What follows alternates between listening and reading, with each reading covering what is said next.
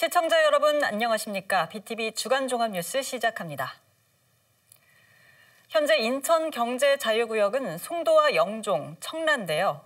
인천경제청은 투자 유치를 위해 경제자유구역을 확대하겠다는 계획입니다. 강화 남단 일대를 경제자유구역으로 추가 지정해 그린바이오 단지를 조성하겠다는 구상인데요. 이를 위한 본격적인 절차가 시작됐습니다. 이정인 기자입니다.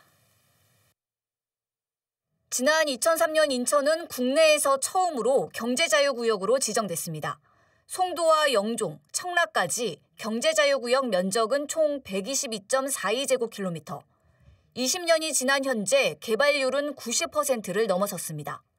투자 수요는 늘고 있지만 가용 용지는 부족한 상황.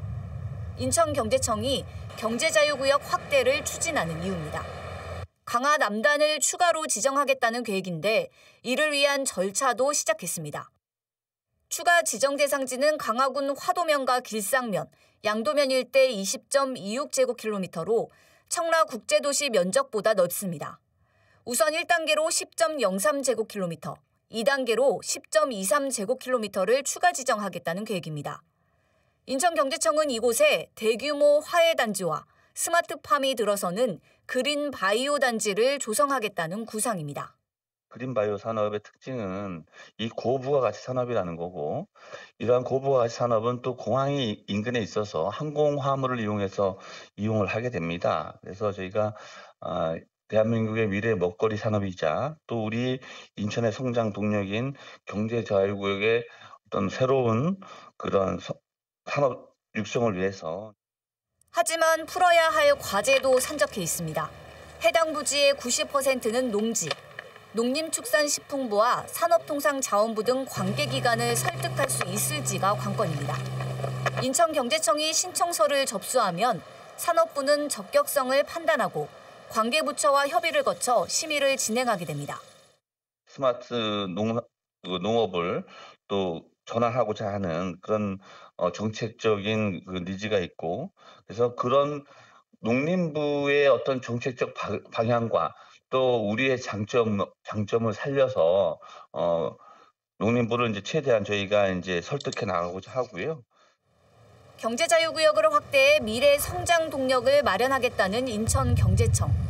3일 경제자유구역 강화국제도시 개발계획안에 대한 자문 요청을 산업통상자원부에 공식 접수했는데 이후 자문회의에서 나온 의견을 수렴해 경제자유구역 지정을 정식으로 신청할 계획입니다. BTV 뉴스 이정입니다. 인천 작전 역세권 개발이 본격 추진됩니다. 특히 이곳을 선도사업지로 선정해 도시재생 혁신지구로 사업을 진행할 계획인데요. 자세한 내용 LG헬로비전 송효창 기자가 취재했습니다. 인천 청라와 서울 강서를 잇는 간선급행 버스 체계인 BRT와 23개 노선 버스가 집결하는 인천 도시철도 1호선 작전역. 여기에 수도권 광역급행철도인 GTX D노선과 2노선 반영이 계획돼 있어 앞으로 교통 여건은 더욱 향상될 것으로 전망되고 있습니다. 하지만 이곳 주변은 인구 감소와 건물 노후화로 인천의 대표적 원도심으로 남아 있습니다. 인천시가 원도심 역세권인 작전역 주변 개발을 추진합니다. 인천 원도심에 활력을 불어넣을 대안을 마련하고자 원도심 역세권 전체를 분석한 결과 높은 잠재력과 동시에 공유주를 확보할 수 있는 작전 역세권을 마중물 사업으로 확정하고 본 계획을 수립하게 되었습니다. 작전 역세권은 GTX 사업이 발표되기 이전인 지난 2009년 북부권 교통인프라 확충을 위해 사업비 3,940억 원을 들여 연면적 29,000제곱미터 규모로 추진됐습니다. 하지만 당시 시도시계획위원회가 사업 타당성이 없다는 이유로 부결시키면서 사업이 전면 백지화됐습니다. 이후 민선 8기 들어 유종복 시장 공약 사업으로 채택되면서 14년 만인 지난해부터 환승기능과 쇼핑센터, 오피스텔과 편의시설을 갖춘 복합 환승센터 건립으로 재개됐습니다. 특히 시는 원도심 역세권 전체를 면밀히 분석해 작전 역세권을 선도사업지로 선정해 추진하기로 했습니다. 주거, 직장, 상업, 상권이 집약될 수 있는 직주락센터의 요건을 갖추고 있기 때문에 여기에 복합환승이라는 역세권의 최적의 조건을 갖춘 지역이어서 청년 혁신 타운이 될 잠재력을 지니고 있습니다. 이를 위해 시는 이곳을 국가시범지구인 도시재생혁신지구 후보지로 국토교통부에 신청했습니다. 국토부는 이달 후보지 선정 결과를 발표할 예정이며 내년 국가시범지구 계획 수립 용역에 착수할 계획입니다. 시는 작전 역세권이 도시재생혁신지구로 지정되면 고밀도 복합개발을 추진할 방침입니다. 여기에 모빌리티 혁신 연구개발 기능과 벤처기업 지원 인큐베이터 기능, 청년과 신혼부부 맞춤형 주택과 청년 스트리트몰, 대중교통 환승센터 등이 들어설 예정입니다. 이를 통해 교통상업 주거 기능이 집약된 청년 혁신타운이 조성되면 신도시로 빠져나간 청년들이 원도심으로 돌아와 지역경제 발전에 기여할 것으로 기대하고 있습니다. 원도심 역세권의 활력을 되찾기 위해 추진되는 이번 사업이 어떻게 진행될지 관심이 집중되고 있습니다. 헬로티비 뉴스 송유창입니다. 강화군 의회가 내년도 예산안 심사에 돌입했습니다. 강화군은 도로관리 계획 수립을 위한 용역비를 편성했는데요. 계양 강화고속도로 종점을 기존 해안도로에서 강화 내륙까지 연장하는 방안을 검토합니다. 구혜희 기자입니다. 강화군이 편성한 내년도 예산안은 올해보다 85억 원이 늘어난 6,697억 원. 먼저 도로 정비에 나섭니다. 강화 도로 건설 관리 계획 수립 용역비로 1억 5천만 원이 반영됐습니다. 핵심은 계양 강화의 고속국도 건설. 군은 당초 종점은 신정리 해안도로였는데 국지도 84호선과 직접 연결하는 방안을 찾는다는 구상입니다. 해당 구간의 농어촌 도로 등급을 올려 시비를 지원받는 방안도 연구할 예정입니다. 구의회 예산심사에서 세부 추진 과정에 대한 질의가 이어졌습니다. 두세 차례 이렇게 이야기를. 제가 조금 세부를 말씀드리면 법정도로를 성격시키는 문제. 지금 우리가 뜨거운 이슈화 되고 있는 부분이 이제 계양강화 고속국도가 아닙니까? 그 정점 구간이 이제 저희가 이제 해안도로 신정리 쪽에 붙이게 돼 있는데 이 부분을 이제 우리 차도밀을 끌어오는 거고. 자전거 활성화 방안에 대한 질의도 이어졌습니다. 군이 관련 용역을 추진 중인데 실효성에 의문을 제기했습니다. 자전거 이용 활성화 계획 수립 용역이 신규 예산 1억 원이 있어요. 제가 보기에는 이거 잘 고민하셔야 됩니다. 강화군 자전거도로 이용하시는 분들 과연 몇 분이나 되실지 모르겠습니다. 이에 대해 강화군은 안전 점검을 위해서도 꼭 반드시 거쳐야 할 절차라며 당위성을 강조했습니다. 관련 법이 있는데 그 법에는 5년에 한 번씩 용역하게 돼 있어요. 자전거 도로에 대한 어떤 관리상 취약점이 많습니다. 매년 강조하셨지만 그래서 이 부분을 저희가 그 관리가 어떻게 되고 있는지 위험 요소가 어떻게 되는지 또 이용자는 몇 명인지를 좀 추려내 가지고. 강화 남단 경제자유구역 지정과 강화 영종간 연도교 건설 사업에 대한 질의도 이어졌습니다. 이 대교가 또 강화군의 어떤 경제자유구역 지정이라든지 이런 부분에 있어서 꼭 필요한 부분이라고 생각이 들거든요. 강화 발전을 위해서 꼭 필요한 부분이고 그런 부분에 있어서 행안부나 기재부가 이제 주요 담당 그런 기관들인데 부서인데 어떤 노력들을 좀 해주신 게 있으신가요? 최근에 이제 인천시에서 이제 행안부, 기재부 이제 협의 과정에서 이제 민자로 할 거냐, 재정사업 할 거냐를 결정을 함에 있어서 일단 재정사업이 이제 반영이 안 됐다는 말씀드리고요. 국민들이 동참할 수 있게끔 좀 어떤 분위기를 만들어 달라. 네, 그런 부분인데. 강화군 25개 부서에 대한 예산안 심사는 오는 16일까지 이어집니다. BTV 뉴스 구혜입니다. 만석부두와 화수부두 해안가 일대에는 산책로가 조성돼 있는데요. 시민들을 위한 친수 공간으로 총 4.72km의 산책로가 만들어질 예정입니다. 하지만 일부 구간은 사업 추진이 어려운 상황인데요. 현재까지 만들어진 친수 공간도 접근성을 높이고 활성화하기 위한 방안이 시급하다는 지적입니다. 이정윤 기자가 보도합니다. 만석화수 해안 산책로입니다. 시민들이 바다를 조망하며 걸을 수 있는 산책로가 조성돼 있고 자전거 도로와 해상 전망대도 설치돼 있습니다. 곳곳에는 포토존과 함께 다목적 공간인 해안 광장도 있습니다. 만석부두와 화수부두 일대에 친수 공간을 조성한 겁니다. 친수공간 전체 구간은 4.72km. 사업은 3단계로 나눠 추진됐는데 1단계는 지난 2021년 5월에, 2단계는 2022년 1월에 준공됐습니다. 이제 남은 사업은 3단계, 화수부두까지 총 2.3km 구간입니다. 하지만 3단계 사업은 안개 속입니다. 수리 조선소를 이전해야 사업 추진이 가능한데 이전 방안을 찾지 못한 겁니다. 인천시는 용역을 진행해 대체 부지까지 검토했지만 이마저 쉽지 않은 상황입니다. 동구의회에선 이에 대한 대책은 있는지, 이전이 어렵다면 다른 방안을 찾아야 한다는 지적이 나왔습니다. 조선소 이전의 어려움으로 인해 사업이 지연되고 있는 현 상황을 고려할 때 기존 조선업 자원을 활용하여 지역의 역사와 문화를 반영한 특화마을을 조성하는 것이 지역 활성화와 관광 발전에 기여할 수 있을 것으로 보며 해안 산책로를 활성화하기 위한 방안이 시급하다는 지적도 나왔습니다. 2단계 사업까지 완료했지만 시민들의 발길이 뜸한 상황. 접근성을 높이고 관광객을 유입할 수 있는 정책이 필요하다는 겁니다. 만소가수 부두 산책로를 성공적으로 추진하기 위해서는 구청의 선두적이고 적극적인 정책이 필요하다고 생각합니다. 특히 관광객 유입할 수 있는 핫플레이스 구성과 시설 조성은 필수적이라고 판단됩니다. 이에 대해 동구는 선박수리 단지 이전은 항만법 때문에 현재 구에서 자체적으로 추진하는 것은 불가능하다고 밝혔습니다. 다만 해안 산책로 일대를 활성화하기 위해 다양한 콘텐츠를 개발하겠다는 계획입니다. 해안 산책로 3단계 사업 추진은 현재로서는 매우 어려운 상황이나 1, 2단계 추진할 공공예술 프로젝트의 호응 및 선박수리단지 이전 상황 등을 종합적으로 고려해서 해당 지역의 역사마을 조성 등 활성화 방안을 모색해 나가도록 하겠습니다. 동구는 또 해안 산책로와 연계한 복합 건축물을 조성하고 편의시설도 확충하겠다고 밝혔습니다. BTV 뉴스 이정희입니다. 인천 서구청이 1조 3,292억 원 규모의 내년도 예산을 편성해 구의회에 제출했는데요. 구의회가 본격적인 예산안 심사에 들어갔습니다.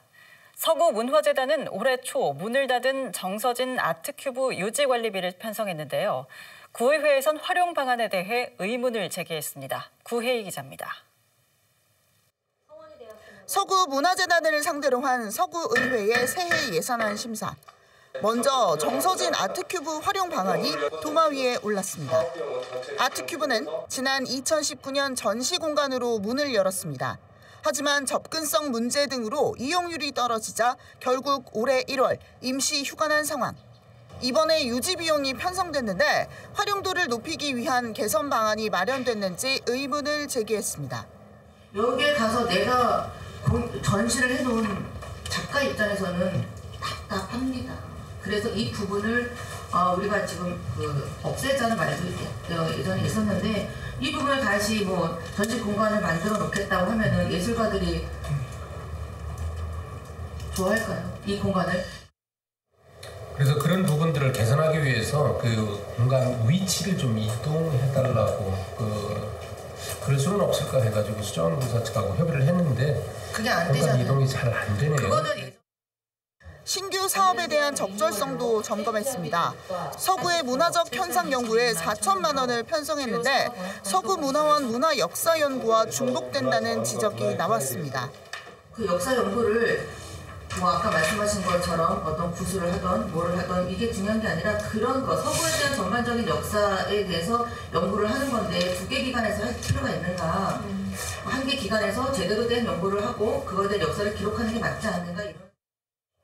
사실 문화재단이 이번에 내년에 이런 연구를 제대로 한다면 저희만이 가지고 있을 그런 건 아니고 문화원과 협력을 하고 또 문화원과 이 결과를 또 같이 공유해서 같이 충분히 서로 상호간에 도움이 될 수 있다라고 저는 보고 있습니다. 축제 예산 편성에 대해선 선택과 집중이 필요하다는 제안이 나왔습니다. 일회성 축제 예산 삭감 기조로 서구의 대표 축제인 정서진 페스티벌 예산까지 대폭 삭감하는 건 고민이 필요한 문제란 지적입니다. 단순히 뭐 단발성, 보통 추계성 비용이라고 해서 예산이 깎인다? 그럼 좀 안타깝다라는 생각이 들고 서구문화재단 입장에서는 전체적으로 예산을 선발적으로 늘릴 것이 아니라 선택과 집중을 해야 되는 시점이 아닌가 이런 생각이 좀 들기도 합니다. 서구문화재단이 편성한 새해 예산안은 올해보다 11억 원 증액된 61억 원 규모입니다. 상임위와 예결위를 거쳐 본회의를 통과하면 확정됩니다. 한편 서구의회 예산안 심사는 오는 12일까지 이어집니다. BTV 뉴스 구혜입니다.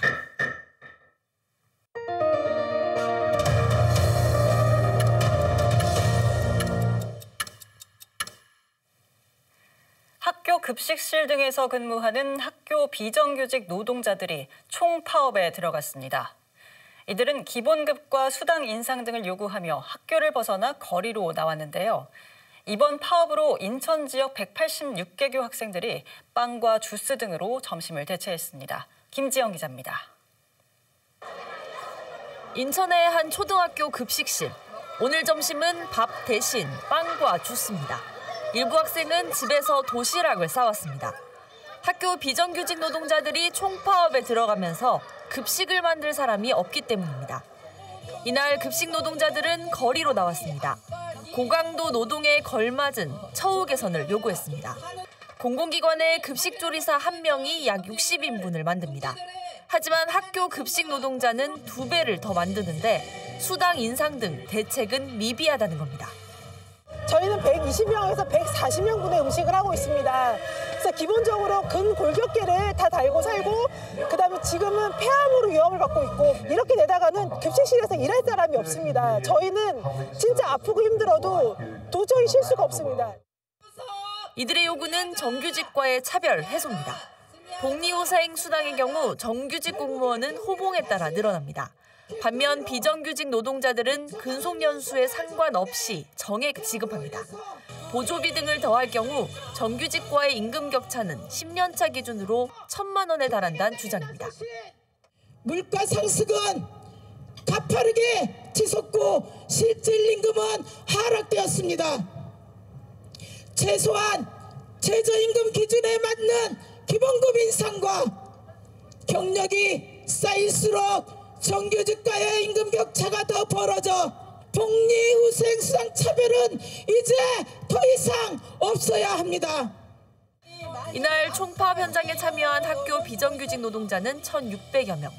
이로 인해 학교 급식 운영에 차질을 빚은 학교는 전체 515개교 가운데 186곳에 달했습니다. BTV 뉴스 김지영입니다. 시민의 발과 다름없는 지하철이 파업을 하면 시민들은 큰 불편을 겪는데요. 반면 인천 지하철은 20년 동안 단 한 차례의 파업 없이 정상 운행되고 있습니다. 노사가 상생하고 협력했기 때문인데요. 이런 노력은 시민들을 위한 서비스 제고로 이어지고 있습니다. 이정윤 기자의 보도입니다. 인천 지하철 시대가 개막한 건 지난 1999년입니다. 계양구와 연수구를 잇는 인천 지하철 1호선이 운행을 시작한 겁니다. 그리고 17년 뒤 서구 검단 오류역과 남동구 운현역을 잇는 인천 지하철 2호선이 개통했습니다. 300만 인천 시민의 발 역할을 톡톡히 하는 인천 지하철. 승객은 계속 늘어 지난해 1호선 이용객 수는 9,766만 명, 2호선은 6,187만 명에 달했습니다. 특히 인천 지하철은 2004년 이후 파업 없이 정상 운행 중입니다. 20년 동안 노사 분규가 없었기 때문입니다. 인천교통공사는 이를 기념하는 선포식을 열고 노사 상생 협력을 약속했습니다. 모든 것이 노동조합의 협조 없이 노동조합의 상생에 대한 어떤 그런 마음가짐이 없었다면 도저히 할 수 없었던 일이라고 저는 감히 말씀드립니다. 정말로 한마음 한뜻이 돼서 우리 노동조합께 감사를 드리고 노동조합 선배님들께서 그 무분규라는 벽돌을 하나하나씩 쌓아 주셨고 제가 그 중에 20번째 벽돌을 그냥 쌓은 사람인 겁니다. 그래서 우리 조합원 권익을 위해서 그리고 또 인천 시민의 또 안전하고 편리한 서비스 제공을 위해서 최선을 다하겠습니다.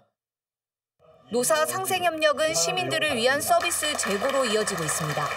지방공기업 고객 만족도 평가에서 3년 연속 1위를 차지했는데 전국 도시철도 기관에선 처음입니다. 고객 만족도 전국 공기업 평가에서 연속으로 1위를 하고 또 경영평가, 재정혁신 이런 부분에서도 단연 탁월한 업적을 가져왔습니다. 다 노사가 한마음이 되어서 협업하기 때문에 그렇습니다. 인천교통공사는 시민들에게 최고의 교통 서비스를 제공하기 위해 앞으로도 상생과 협력의 노사 문화를 정착시켜 나가겠다고 밝혔습니다. BTV 뉴스 이정미입니다. 올해로 창립 20주년을 맞이한 인천문화재단이 그간의 성과를 돌아보고 미래 비전을 제시하는 자리를 마련했습니다. 재단은 먼저 오는 2030년까지 지역 예술인들을 위한 지원을 현재의 2배 규모로 확대하고 예술 창업팀 발굴 사업도 늘리기로 했습니다. 보도에 김지영 기자입니다. 한낮의 공연 무대에 가던 길을 멈추고 음악에 집중하는 시민들. 시민들이 일상 속에서 문화를 즐길 수 있도록 마련된 인천문화재단의 요기조기 음악회입니다. 다양한 공연과 전시, 참여 프로그램 등 인천 시민의 예술 저변 확대를 위해 노력해온 인천문화재단이 창립 20주년을 맞이했습니다. 창립 20주년을 축하합니다.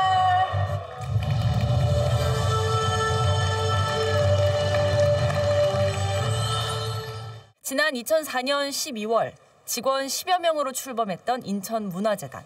당시 한 해 예산 규모는 37억 원에 불과했습니다. 2024년 현재 재단의 직원 수는 100여 명으로 예산 규모는 37억 원에서 500억 원대로 늘었습니다. 김영덕 대표이사는 지난 20년은 지역 문화예술의 기반을 다진 시간이라며 이제 새로운 20년을 준비해 나가겠다고 강조했습니다. 예술과 문화로 행복한 도시, 인천을 위해 지나온 20년을 디딤돌 삼아서 앞으로의 20년을 일궈 나가겠습니다. 재단의 미래 비전도 제시했습니다. 먼저 지역 예술인들을 위한 지원 사업을 확대하겠다고 밝혔습니다. 전국 최초로 도입한 예술인 상해보험과 건강검진 등의 지원을 강화해 나간다는 구상입니다.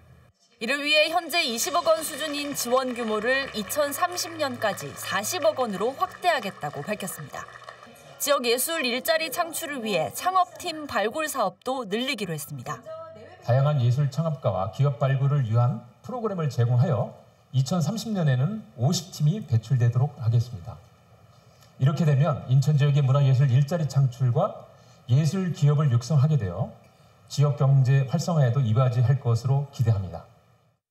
재단은 이 밖에도 인천 전역을 아우르는 문화 아카이브 플랫폼을 구축하고 기초문화재단과의 협력 사업도 확대 추진할 계획입니다. BTV 뉴스 김지영입니다. 이번 주 준비한 소식은 여기까지입니다. 이상으로 BTV 주간 종합 뉴스를 마칩니다. 시청해주신 여러분 고맙습니다.